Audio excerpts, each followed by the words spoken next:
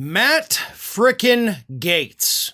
That, of course, as we all know by now, is the man that Donald Trump has nominated to be the next Attorney General of the United States. Just when you thought Donald Trump's picks could not get any worse, he goes and selects one of the worst, not just lawmakers, but worst human beings possible for that role.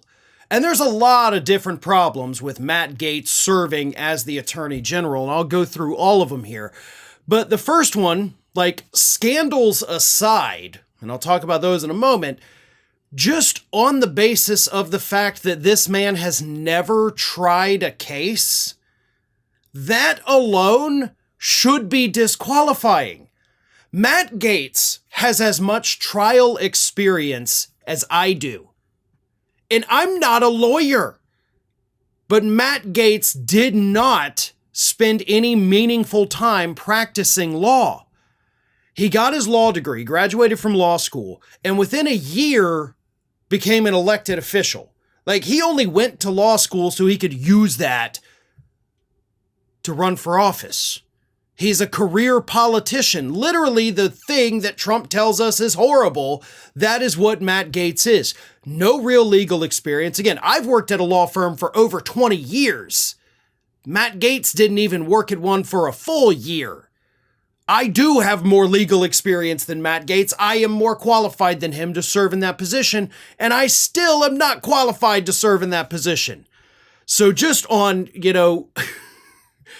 qualifications alone, the guy is horrible. His scandals, right? The House Ethics Committee was actually set to vote on Friday on whether or not they should release the results of their years-long investigation into his alleged inappropriate activities. They were going to vote on whether or not to release that. Like, no, that's kind of your job. You have to do that. So we don't even know at this point if the Ethics Committee is even going to continue on with that vote, or if they're just going to say, well, may as well bury it because we want him to be the Attorney General. So I don't know. They could tank him if they release it, or they could just say, whatever, Trump wants this guy, we're not going to stand in the way. So that's a 50-50 one. I'm not going to make a call on that because it really could go either way. But here's the thing. We all know about the Gaetz scandals. We all know that this man should have been prosecuted by the Department of Justice. Had they done their job, we wouldn't be in this situation. Matt Gaetz would be behind bars. But thank you, Merrick Garland, for being such a completely incompetent Attorney General. And now you're going to be replaced by somebody who's somehow even more incompetent than you. Merrick Garland is a disgrace. And he is the one person that once this Biden administration ends, I will be glad to wave goodbye to him. I'm not happy about what's coming down the pipeline behind him, but Merrick Garland has been the biggest failure of this Biden administration. It was a stupid pick from the start, and it proved to basically be the undoing of President Biden. Possibly, based on whether or not Matt Gaetz gets into the Attorney General's office, it could be the undoing of America. And yeah, Biden picked this guy that didn't do his job, and now we have all these horrible people coming back to Washington, D.C. That is on Merrick Garland, by the way. Don't try to sugarcoat it. Don't try to downplay it. Don't try to dismiss it. That's on Merrick frickin' Garland. So, Gaetz gets off, right? Quite possibly literally and figuratively there. But now he's nominated. Here's where things get funny. Republicans in the House and Senate reacted in horror to this news. Even people like Lindsey Graham brought up the fact that, the things from the investigation probably going to come up during a confirmation hearing. Other Republicans in the House, when asked for comment, were like, I really can't say anything about them because we do technically have this ongoing investigation. You had, what was his name? Oh man, I wish I had it pulled up in front of me, but one Republican lawmaker responded when asked by a reporter like, hey, Matt Gaetz just got picked. What do you think? The lawmaker said, are you shitting me? So I wish I had that person's name in front of me. Oh, it was Mike Simpson from Idaho. Are you shitting me? was his reaction. So that's fun, right? Republicans super excited about Matt Gaetz being their nominee. Other Republicans, of course, defended him. Other Republicans were fine with it, so I can't say that it's most Republicans are acting in horror, but enough of them are that it could create a problem for Donald Trump. Because Gaetz will have to go through a confirmation hearing. And hopefully the House does release their investigative report on Matt Gaetz, so that way, that can be what's discussed during the hearing, right? That's something the public needs to know about, and here's where it gets even funnier. Matt Gaetz already resigned. Matt Gaetz is not currently a member of Congress. So, and he did that, by the way, so that Ron DeSantis can immediately call for a special election, get that underway, so that Republicans aren't missing another member of the House. So, right now, Gaetz doesn't have a job, because he thinks he's going to cruise through an easy confirmation process. And he likely will. I do not think he is not going to be confirmed, but I wouldn't be doing my job if I didn't explain to you that there is a chance he's not confirmed. Republicans hold a slim majority in the Senate. So if the Democrats flip 4 Republicans, and honestly, I don't think it's that hard to do, to vote against Gaetz, he's gone. Like, not just doesn't get confirmed, but he doesn't get to go back to his job in Congress because he already resigned, right? You jumped the gun on that and you may have screwed yourself over, so that's hilarious.